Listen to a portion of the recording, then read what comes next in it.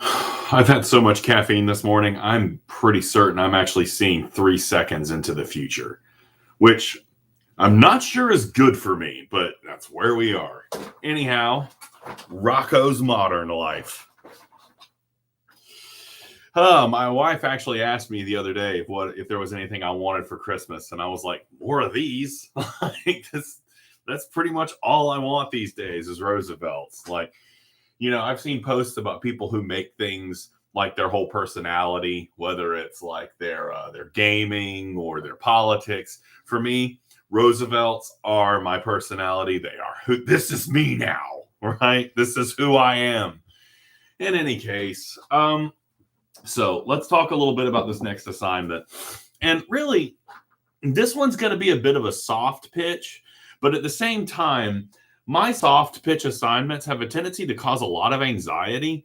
Things that I think are fun and intuitive and simple, sometimes students end up like really struggling with stuff that I think should be pretty, just shouldn't be difficult. So I do have a tendency to assign stuff that ends up being a lot more difficult than I think it is.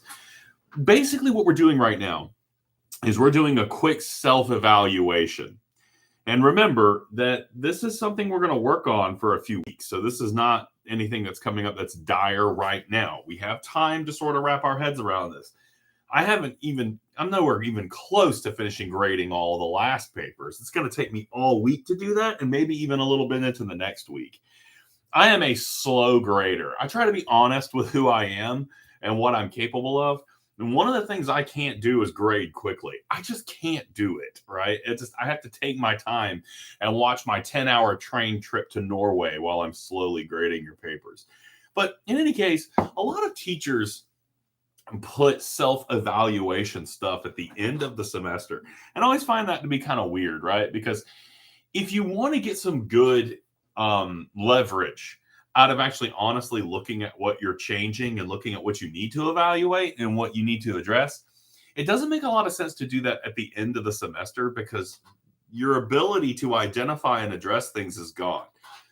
We've put out 2 assignments now. We're in week 7 of this course. We are fast approaching midterm, right? We are there. So now really is a logical time to step back and be like, what am I doing well with? What do I need to work on? Now, with our assignments, we've talked about 2 grammatical things, and I also want to elaborate on things that I've been seeing along and some things that we need to address that's probably been creeping up in my commentary on your papers. So, we don't need to rush headlong into that, though. We can kind of sort of tiptoe through the tulips a little bit, because what I'd like to do today is kind of give you a bit of a grammatical pep talk that I've given the face-to-face classes, but I haven't really given you guys. Because oftentimes when we get into the YouTube lectures have a tendency to be a little bit less fluffed with nonsense, right? And that makes sense because you guys can only listen to a YouTube video of a guy in an awesome shirt for so long before your attention starts to wander. But I'm going to wax philosophical here today a little bit about grammar instruction. I know, go get the popcorn. But I want to kind of sort of address some things that sort of float out there when we talk about grammar, when we talk about our writing. I'm an instructor that understands what it's like to struggle with your writing, which is weird because most of the time when people come in as a writing instructor, typically it's a subject that they've always been really good at, right? People tend to teach things that are very natural for them. We don't necessarily go running after and desire subjects that we aren't good at. Well, weirdly enough, I'm in this strange camp that's a little bit of an exception to that. I always loved literature. I always loved stories, and I always loved reading. But when I was in college, I was a terrible writer. It took a great deal of work for me to come around and actually understand writing in a way that I could do well with it. And I had several interventions with professors who were like, look, if this is what you're interested in, if this is what you want to do, you need to learn to write. Now, that gives me a bit of a unique perspective. Because one of the biggest things that I struggled with as a writer was commas, which I gave you guys that little YouTube lesson on that last week. I didn't really put an assignment to it, but I don't know if I can even adequately explain how difficult it was for me to learn how to use commas. It took a great deal of effort to actually make that work. And that comma formula sheet I armed you with in the last videos, that was the only thing that I would ever even scratch the surface for my writing.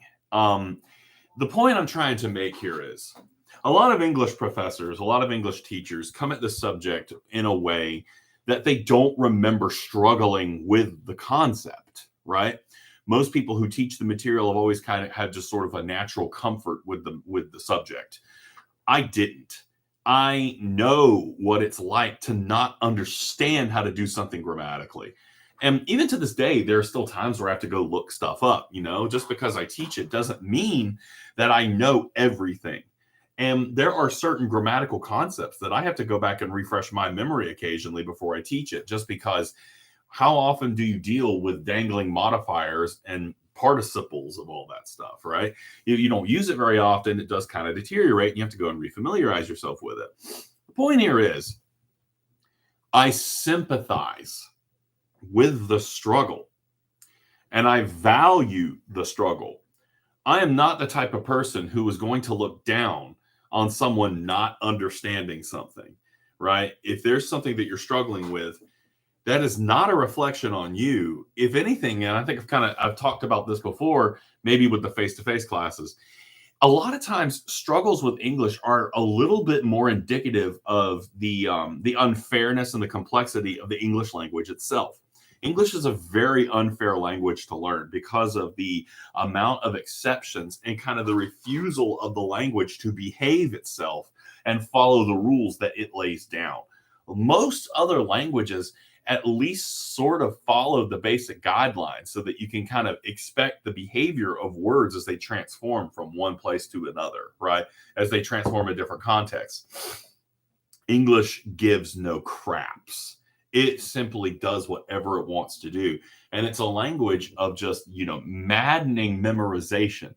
To the point that I remember, like, students would come into the writing center that I worked at. They'd be, from South Korea or, China. And these were absolutely brilliant students. But it was like the use of the word the as an article is maddening to explain to someone how that works and why it does what it does. So, I had these students come in there absolutely brilliant, and they would just get hung up on those words. And it was just, it's absolutely fascinating to see. So when it comes to English, grammatical stuff is a little bit of black magic. It really is. It's something that you can only really master by use and very creative thinking when it comes to teaching it. So, I'm up here blabbing right now, and I'm sure you guys have probably noticed that I'm very gifted when it comes to blabbing. But the point I'm trying to make here is I see you. I am like that movie Avatar. I see you, right? I feel you. I remember what it was like to not understand why that comma goes there, right? Or why a pronoun acts a particular way, or why the subject and the verb just don't agree. These are things we're going to talk about. Just that reminds me, I really want to make a video about subject-verb agreement because that stuff is maddening. What we're going to do with the self-eval, so I want you guys to approach this from several different perspectives. I want you to take an honest look at the way that you write. And I want you to really stop and think, not just about what you do that you'd like to improve, but I also kind of want you to think about what you do well, right? And what you do well is open to a lot of different interpretations.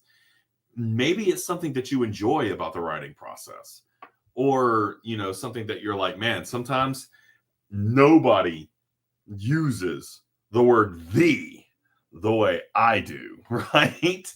We can be open about this, but An honest self-evaluation is extremely useful, especially when we go about setting goals, when we try to learn particular things, when we are like having an awareness of self is extremely important because when I was in college, I was told over and over again, Dave, you can't write. And so because I knew that, I made it a priority to learn to write. For me, what finally turned it around for me was peer tutoring. I actually went in with other students who had, struggled as well, and students who were able to offer kind of like consultation on papers to kind of work with me through some of my issues rather than just kind of going and fixing it. We actually sat down and we talked about the things that I was running into. And eventually, I came back, I became the lead tutor, and I've worked my way up the system that way. So I ended up working at the writing center. But that's one of the things that we're kind of missing here that I would really love to see one day would to be like to have a writing center where we actually could go in and talk about the quality of our writing, and we could, sit down and actually have a good discussion about it. Like so much of the way that we teach writing in most institutions is we identify those problems with student writing. And it doesn't have to be that way. Writing grows through conversation. Writing is communication. It's meant to function a certain way. It doesn't have to do all these things that we assume that it's supposed to do, right? It can grow naturally, and it can, I don't know. I'm really, really just kind of wandering in the dark here. I'm very, very philosophical this morning. So let's do this instead. Let's think about this for today. And I'm going to go and create the discussion board because I haven't done that for the self-evaluation yet. I actually want to focus on what you think you do well right now. What do you enjoy about the process of writing? And maybe, I don't want to say set a goal because we can't set goals until we identify exactly what it is that we are struggling with. Let's start with the positive. I want you to tell me today, write me about 5 sentences. What do you think you do well? Okay, let's start with that. We're all going to join hands and dance around the rainbow with a bunch of farting teddy bears. All right. So I want you to think about some things that you do that you think you do well. And next time we'll ratchet it up with more of a discussion of the things that I'm seeing collectively across not just the online classes, but the face-to-face classes as well. There's a lot of weird things that I can kind of talk to all of you about to say, this is not working well. We need to think about this. Things like, your paragraphing is still hit or miss for a lot of you. Paragraphs kind of shift and go from one place to another without a lot of logic. All right. I'm going away. But anyway, we'll talk more about that next time. Well, right now, let's keep it with the positives, and we'll go into more of this is what we need to improve later. And I should probably drink some water, but I think I'm going to get another Diet Coke. Sometimes I'm my own worst enemy. Thanks, guys. And look forward to reading what you wrote. And if anybody needs me, I'm going to lock myself in this room and grade until my eyes bleed.